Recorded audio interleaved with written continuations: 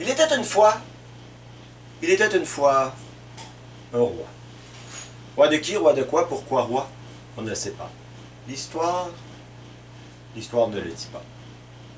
Le roi était veuf. Il était veuf depuis toujours. Mais le roi avait une fille, depuis longtemps. Elle était la fille du roi.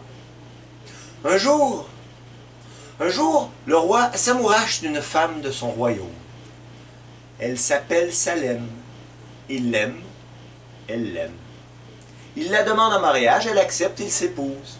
Elle devient la femme du roi. Mais la femme du roi, avant d'être la femme du roi, alors qu'elle était la non-femme du roi, eut un fils, qui devint le fils de la femme du roi. Le fils de la femme du roi aimait bien la fille du roi. Et la fille du roi aimait bien le fils de la femme du roi. Le roi, qui voyait d'un bon œil le fils de sa femme, était d'accord avec le mariage. Mais la femme du roi voulait ce qu'il y avait de mieux pour son fils. Et comme la fille du roi était laide, mais la fille du roi était laide. Celle-ci, la femme du roi, s'opposa à ce que celle-là, la fille du roi, devinsse l'épouse de celui-ci, le fils de la femme du roi. Non, dit-elle, non, tel était le ton. Et quand la femme du roi dit non, c'est non, car la femme du roi avait un non très affirmé.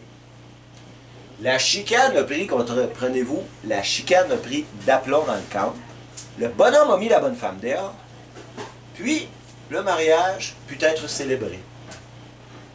Le roi, redevenu célibataire, s'ennuya beaucoup et mourut.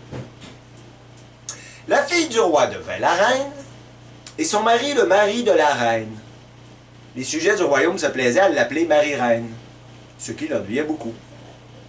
Ils vécurent néanmoins heureux, se débarrassèrent du chien, firent l'amour dans des positions, mais dans des positions indescriptibles, puis eurent un enfant, une fille.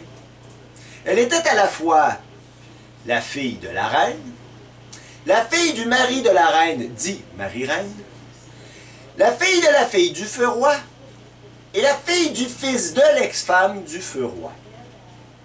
Alors qu'elle était en bas âge, l'enfant attrapa le trépas et en trépassa, ce qui mit fin à la famille royale, au royaume tout entier et au comte.